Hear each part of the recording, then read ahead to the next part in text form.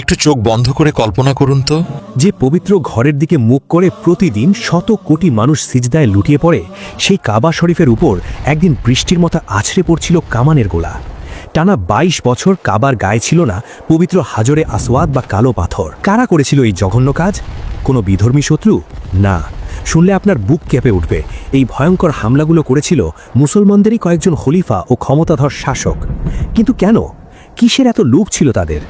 আজ জানাবো কাবার বুকে লুকিয়ে থাকা ১৪০০ বছরের সেই অজানা রক্তাক্ত ইতিহাস। আপনি কি প্রস্তুত সেই নির্মম সত্যের মুখোমুখি হতে? তবে মূল ইতিহাসে ডোবার আগে কমেন্টে একটু ধারণা করে বলুন তো, কে হতে পারে সেই জালিম শাসক যে প্রথমবার কাবায় আগুন লাগিয়েছিল?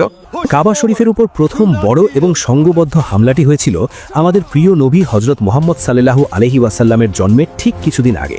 সেই হামলাকারী কোনো সাধারণ মানুষ বা কোনো মুসলমান ছিল না। সে ছিল আরবের অত্যন্ত ক্ষমতাধর এবং অহংকারে অন্ধ এক বাদশা, যার নাম ছিল আব্রাহা। সে তার বিশাল সাম্রাজ্যে একটি অত্যন্ত জাঁকজমকপূর্ণ এবং বিশাল গির্জা তৈরি করেছিল। তার একটাই উদ্দেশ্য ছিল আরবের মানুষ যেন মক্কার সেই সাধারণ চারকোনা ঘরের তীর্থযাত্রা চিরতরে ছেড়ে দিয়ে তার তৈরি করা এই বিশাল গির্জায় আসে। কিন্তু সে বুঝতে পারেনি যে আরবের মানুষের হৃদয়ে পবিত্র কাবার যে গভীর জায়গা, তা কোনো ইটের ইমারত বা মানুষের তৈরি করা কোনো প্রাসাদ নিতে পারে না। যখন আব্রাহা দেখল দিনের পর দিন যাচ্ছে কিন্তু মানুষ তার গির্জার দিকে ফিরেও তাকাচ্ছে না, তখন সে রাগে অন্ধ হয়ে গেল। তার ভেতরে থাকা অহংকার যেন আগুনের মতো জ্বলে উঠল। সে এক ভয়ঙ্কর শপথ নিল, যে কোনো মূল্যে পবিত্র কাবা শরীফকে মাটির সাথে মিশিয়ে দেওয়ার। আব্রাহা তার ৬০,০০০ সৈন্যের এক বিশাল এবং নিষ্ঠুর বাহিনী প্রস্তুত করল। এই বাহিনীর সবচেয়ে ভয়ঙ্কর দিকটি ছিল তাদের সামনের সারিতে থাকা বিশাল সব আফ্রিকান হাতি। মক্কার দিকে যখন এই বিশাল বাহিনী ধেয়ে আসছিল, তখন চারদিকে এক আতঙ্কের পরিবেশ তৈরি হয়ে গেল। মক্কার সাধারণ মানুষের কাছে তখন না ছিল কোনো নিয়মিত সেনাবাহিনী, না ছিল এমন আধুনিক অস্ত্র যা দিয়ে তারা এই বিশাল বাহিনীর মোকাবেলা করতে পারে। মক্কার নেতা ছিলেন আমাদের প্রিয় নবী হজরত মুহাম্মদ সাল্লাল্লাহু আলাইহি ওয়াসাল্লামের সম্মানিত দাদা হজরত আব্দুল মুত্তালিব। তিনি অত্যন্ত জ্ঞানী এবং বিচক্ষণ মানুষ ছিলেন। তিনি জানতেন এই বিশাল বাহিনীর সাথে সামনাসামনি যুদ্ধ করে জেতা একেবারেই অসম্ভব। তাই তিনি মক্কার মানুষদের নির্দেশ দিলেন, তোমরা সবাই শহর ছেড়ে পাহাড়ের চূড়ায় আশ্রয় নাও, কারণ এই ঘরের একজন মালিক আছেন আর তিনি নিজেই তার পবিত্র ঘরকে রক্ষা করবেন। আব্রাহার বিশাল বাহিনী যখন মক্কার ঠিক সীমানায় এসে পৌঁছালো, তখন ঘটল ইতিহাসের সেই বিখ্যাত এবং গায়ে কাঁটা দেওয়া অলৌকিক ঘটনা। আব্রাহার সবচেয়ে বড় এবং শক্তিশালী হাতিটি হঠাৎ পবিত্র কাবার দিকে হাঁটু গেড়ে বসে পড়ল। তাকে শত আঘাত করার পরও, রক্তারক্তি করে ফেলার পরও সে এক পাও সামনে বাড়ালো না। আর ঠিক তখনই আসমান হঠাৎ ঘন কালো মেঘে ঢেকে গেল। পাহাড়ের চূড়া থেকে মক্কার মানুষ অবাক হয়ে দেখল সমুদ্রের দিক থেকে ঝাঁকে ঝাঁকে হাজার হাজার পাখি উড়ে আসছে। এদের নাম আবাবিল পাখি। প্রতিটি পাখির ঠোঁটে এবং পায়ে ছিল ছোলার দানার মতো ছোট্ট ছোট্ট পাথর। সেই পাথরগুলো তারা আব্রাহার বাহিনীর ওপর বৃষ্টির মতো ফেলতে শুরু করলো। ওই ছোট্ট পাথরগুলো যার গায়েই লাগছিল তার শরীর গলে ছিন্ন ভিন্ন হয়ে যাচ্ছিল। মুহূর্তের মধ্যে ৬০,০০০ সৈন্যের বিশাল বাহিনী এবং বড় বড় হাতিগুলো মাটিতে লুটিয়ে পড়ল। আব্রাহা অহংকারে অন্ধ হয়ে ভুলে গিয়েছিল যে এই ঘরের একজন রক্ষক আছেন। এই হামলায় অহংকারী আব্রাহা পবিত্র কাবার এক চুল পরিমাণও ক্ষতি করতে পারেনি, বরং নিজেই ধ্বংস হয়ে গিয়েছিল। কিন্তু আব্রাহার এই ব্যর্থ হামলার বেশ কিছু বছর পর কাবা শরীফের ওপর দ্বিতীয় হামলাটি হলো। আর এই হামলায় ইতিহাসে প্রথমবারের মতো পবিত্র কাবা শরীফে আগুন লাগিয়ে দেওয়া হলো। আপনারা কি জানেন এই ভয়ঙ্কর কাজটি কে করেছিল? যে মানুষটি এই হামলা করেছিল তার নাম আমাদের সবারই খুব চেনা। তার নাম হলো ইয়াজিদ। ইয়াজিদ ক্ষমতা দখল করার পরই তার সেনাবাহিনী কারবালার প্রান্তরে আমাদের প্রিয় নবী হজরত মুহাম্মদ সাল্লাল্লাহু আলাইহি ওয়াসাল্লামের প্রাণপ্রিয় নাতি হজরত ইমাম হুসাইন রাদিয়াল্লাহু আনহু এবং নবীজির পরিবারের সদস্যদের অত্যন্ত নির্মমভাবে শহীদ করে। কিন্তু কারবালার এই হৃদয় বিদারক ঘটনার পরও জালিম ইয়াজিদের রক্তের তৃষ্ণা মেটেনি। কারবালায় হজরত ইমাম হুসাইনের শাহাদতের খবর যখন চারদিকে ছড়িয়ে পড়তে লাগলো, তখন মানুষের মনে ইয়াজিদের বিরুদ্ধে ক্ষোভের আগুন দাউ দাউ করে জ্বলে উঠল। জায়গায় জায়গায় মানুষ ইয়াজিদের স্বৈরাচারী শাসনের বিরুদ্ধে রুখে দাঁড়াতে শুরু করল। আর এই বিদ্রোহের সবচেয়ে বড় কেন্দ্র হয়ে উঠল আমাদের প্রিয় নবীর শহর পবিত্র মদিনা। সেই সময় মদিনায় থাকতেন অনেক বড় বড় সাহাবী এবং তাদের সন্তানেরা। কারবালার কিছুদিন পরেই মদিনার মানুষজন একজোট হয়ে সেখানে থাকা বনু উমাইয়া অর্থাৎ ইয়াজিদের বংশের পরিবারের হেডকোয়ার্টারে হামলা করে এবং মদিনা থেকে ইয়াজিদের সব লোকদের জোরপূর্বক বের করে দেয়। রাজধানী দামেস্কে বসে বাদশাহ ইয়াজিদ যখন এই খবর পেল সে রাগে অন্ধ হয়ে গেল। সে সাথে সাথে তার এক বিশাল এবং নিষ্ঠুর বাহিনীকে মদিনার দিকে রওনা করে দিল। যাওয়ার আগে সে তার বাহিনীকে এক ভয়ঙ্কর নির্দেশ দিয়ে বলল, মদিনায় যাও, 3 দিনের সময় দেবে। যদি এই 3 দিনের মধ্যে মদিনার মানুষ আমাকে নিজেদের বাদশাহ হিসেবে মেনে না নেয়, তাহলে আমার তরফ থেকে তোমাদের পুরোপুরি অনুমতি দেওয়া হলো, তোমরা মদিনার ভেতরে ঢুকে যাকে ইচ্ছা তাকে হত্যা করবে এবং মদিনার ঘরে ঘরে লুটপাট চালাবে। ইয়াজিদের বাহিনী যখন মদিনার কাছাকাছি পৌঁছালো, তারা অবাক হয়ে দেখল মদিনাবাসী শহরকে বাঁচানোর জন্য একটা গর্ত বা পরিখা খুঁড়ে রেখেছে, ঠিক যেমনটি বহু বছর আগে আমাদের প্রিয় নবী হজরত মুহাম্মদ সাল্লাল্লাহু আলাইহি ওয়াসাল্লাম খন্দকের যুদ্ধে করেছিলেন। কিন্তু আফসোস, একটু ভেবে দেখুন কতটা হৃদয় বিদারক এই দৃশ্য। আগের সেই গর্ত খোঁড়া হয়েছিল কাফেরদের হাত থেকে মুসলমানদের বাঁচানোর জন্য, আর আজকের এই গর্ত খোঁড়া হয়েছে মুসলমানদের হাত থেকেই মুসলমানদের বাঁচানোর জন্য। কিন্তু এবার সেই গর্ত মদিনাবাসীকে বাঁচাতে পারল না। ইয়াজিদের বিশাল বাহিনী মদিনায় প্রবেশ করল। তারপর শুরু হলো ইতিহাসের অন্যতম এক কালো অধ্যায়। টানা 3 দিন ধরে নবীজির পবিত্র শহর মদিনায় সাহাবী এবং তাদের সন্তানদের নির্বিচারে হত্যা করা হলো। ইয়াজিদের নির্দেশে সাহাবীদের ঘরে ঘরে লুটপাট চলল।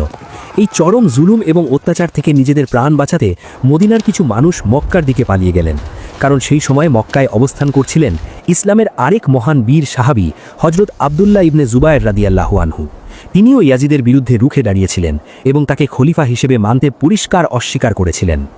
মদিনা শহরকে ধ্বংসস্তূপে পরিণত করার পরও ইয়াজিদের মনে বিন্দুমাত্র অনুশোচনা বা লজ্জা আসেনি।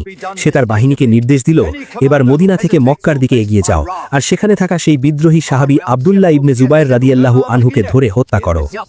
কিন্তু মক্কা দখল করা ইয়াজিদের বাহিনীর জন্য কোনো সহজ কাজ ছিল না।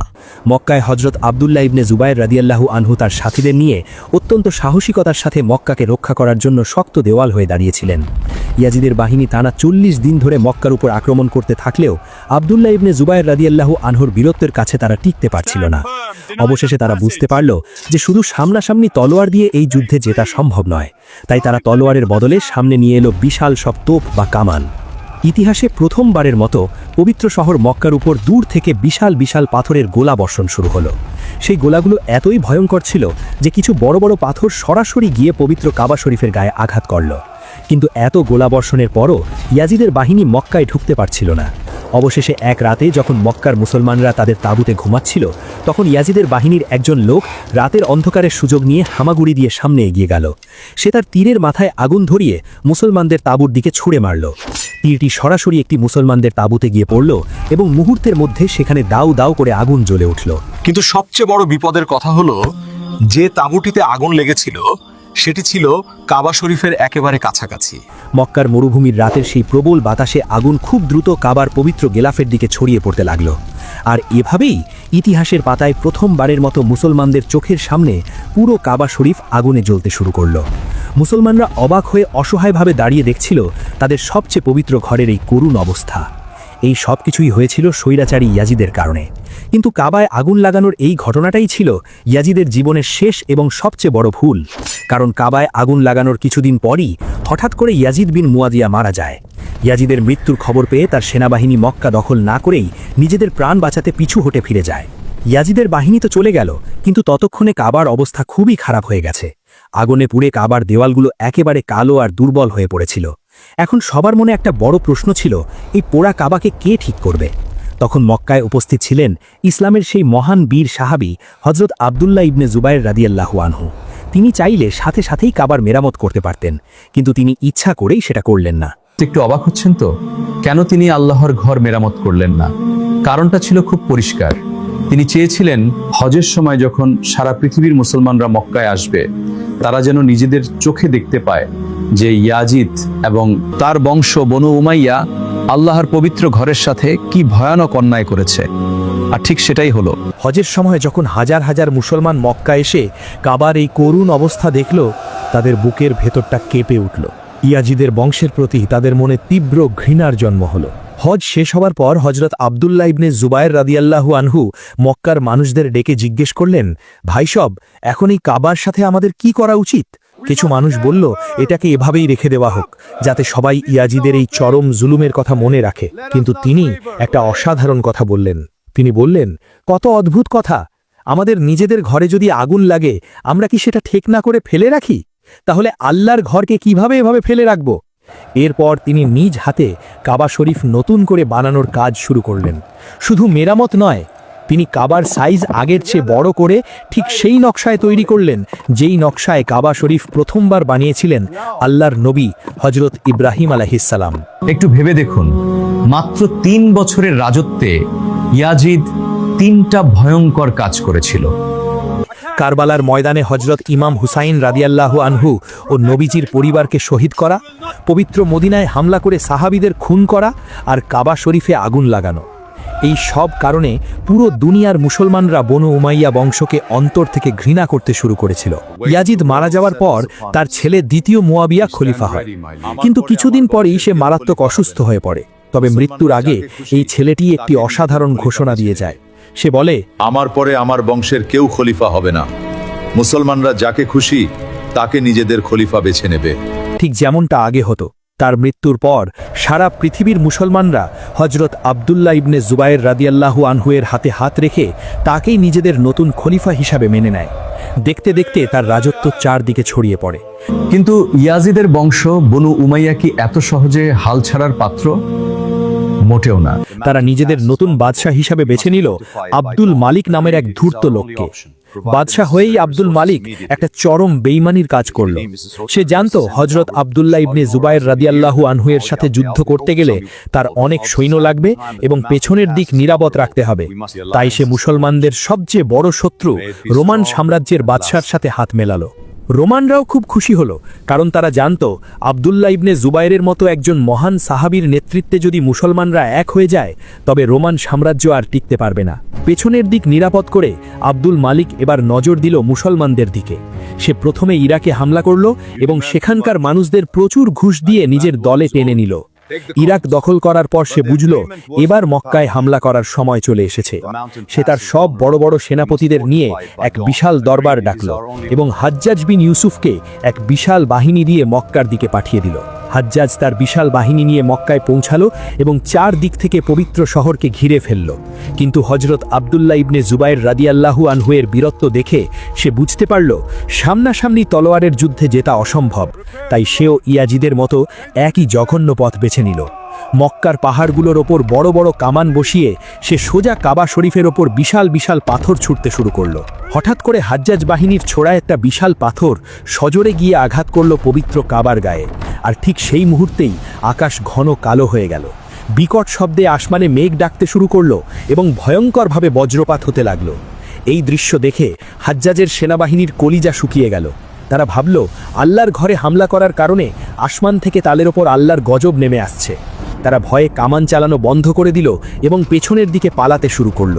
কিন্তু হাজ্জাজ বিন ইউসুফ ছিল এক আস্ত শয়তান। সে নিজে দৌড়ে কামানের কাছে গেল, নিজ হাতে একটা বড় পাথর তুলে কামানে বসালো এবং কাবার দিকে ফায়ার করল। তারপর ঘুরে দাঁড়িয়ে তার সৈন্যদের দিকে তাকিয়ে চিৎকার করে বলল, ভয় পেও না বোকার দল, এই বজ্রপাতের মানে হলো আল্লাহ আমাদের সাথে আছেন। নেতার এই উদ্ভট আর মিথ্যে কথায় বিশ্বাস করে সৈন্যরা আবারও কাবার ওপর বৃষ্টির মতো পাথর ছুটতে শুরু করল। এবার একসাথে 5টি কামান থেকে পবিত্র কাবার ওপর গোলা এসে পড়ছে। ভয়ে চারপাশের সব মানুষ নিজেদের প্রাণ বাঁচাতে এদিক ওদিক দৌড়াচ্ছে। কাবার আশেপাশে কেউ নেই। কিন্তু একটু দাঁড়ান, ওই ভয়ঙ্কর পাথরের বৃষ্টির মাঝে কাবার ঠিক পাশেই একজন একা দাঁড়িয়ে আছেন। তার আশেপাশে বিকট শব্দে পাথর এসে পড়ছে, কাবার দেওয়াল ভাঙছে, চারদিকে ধুলো উঠছে, কিন্তু সেই মানুষটি একটুও নড়ছেন না। তিনি অত্যন্ত শান্তভাবে আল্লাহর দরবারে নামাজ পড়ছেন। কে এই নির্ভীক মানুষটি? তিনি আর কেউ নন, মুসলমানদের খলিফা বীর সাহাবী হযরত আব্দুল্লাহ ইবনে জুবাইর রাদিয়াল্লাহু আনহু।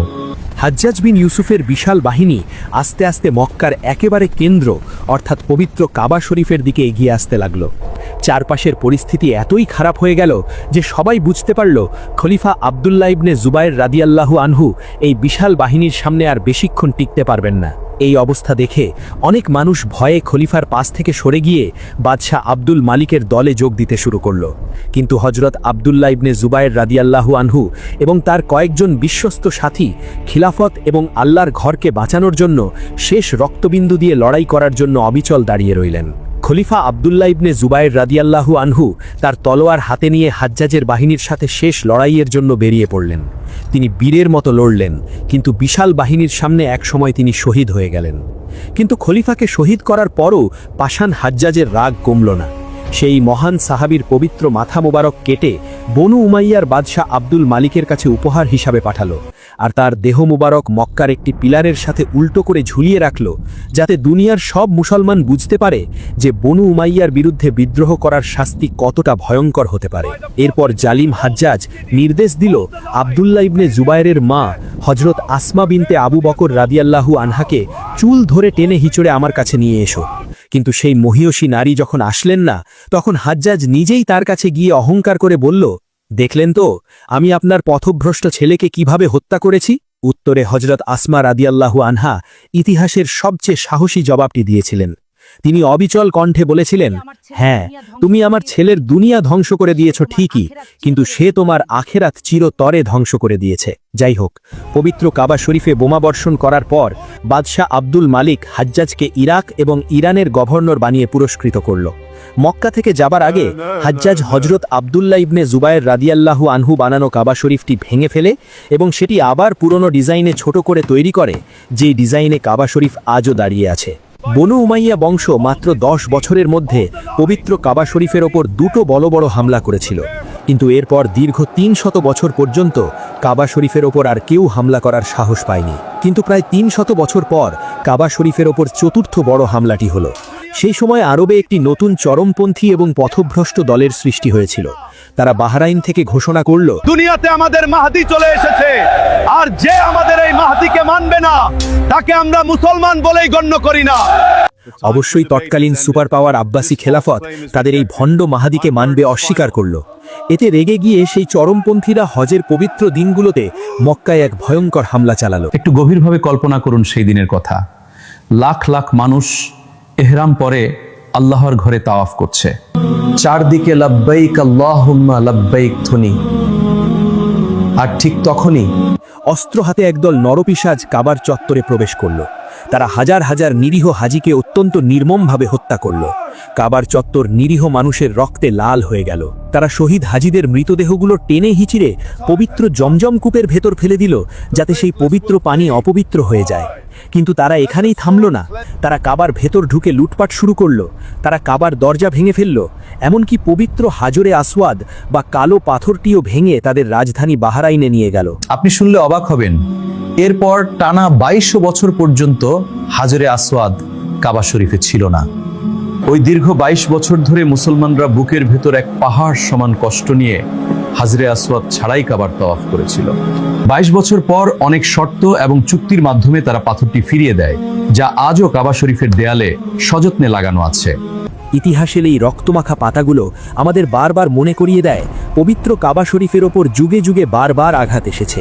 কখনো অহংকারী বাদশাহ, কখনো ক্ষমতার লোভে অন্ধ শাসক, আবার কখনো ভণ্ড ধর্ম ব্যবসায়ীরা আল্লাহর এই পবিত্র ঘরকে ধ্বংস করতে চেয়েছে, কিন্তু তারা কেউ সফল হয়নি।